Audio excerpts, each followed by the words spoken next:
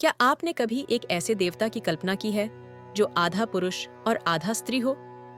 एक ऐसा रूप जो लिंग, भेदभाव और द्वैत से परे हो। एक ऐसी दिव्य मूर्ति जो ब्रह्मांड के संतुलन का प्रतीक हो।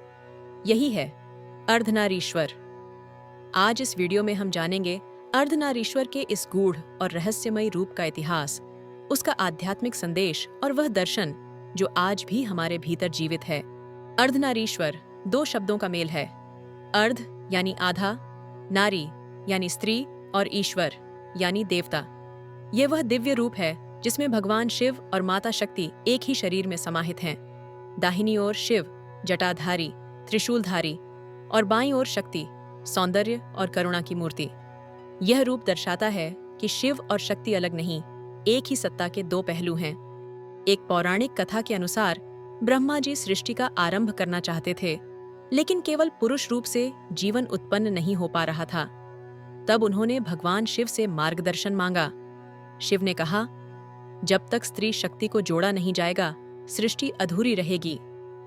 तब शिव ने अपनी आधी देह को पार्वती को समर्पित कर दिया और अर्धनारीश्वर के रूप में प्रकट हुए।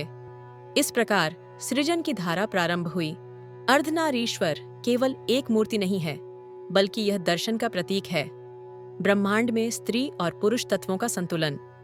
योग और तंत्र में इसे इड़ा और पिंगला नाड़ियों के रूप में जाना जाता है।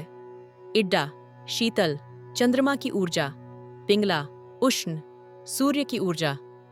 जब दोनों संतुलन में होते हैं, तभी सुषुम्ना खुलती है और आत्मा का परमात्मा से मिलन संभव होता है।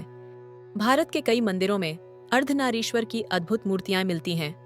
एलोरा की गुफा, खजुराहो का शिव मंदिर और दक्षिण भारत के चोलकालीन मंदिरों में। इन मूर्तियों में शिव की ओर की देह में जटाएं, डमरू और त्रिशूल होते हैं, जबकि पार्वती की ओर सुडौल कमर, साड़ी और कमल होता है।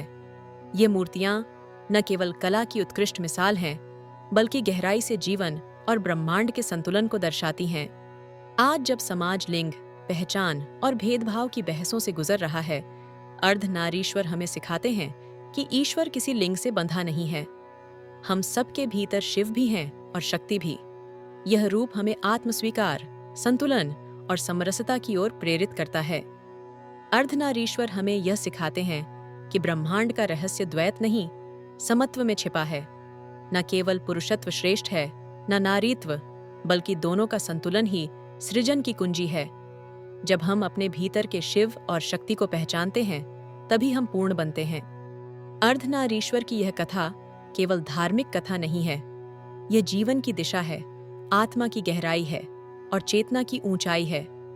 शिव और शक्ति को अलग न मानिए, क्योंकि वे कभी अलग हुए ही नहीं। वे तो एक ही हैं और उसी एकता का नाम है अर्धनारीश्वर।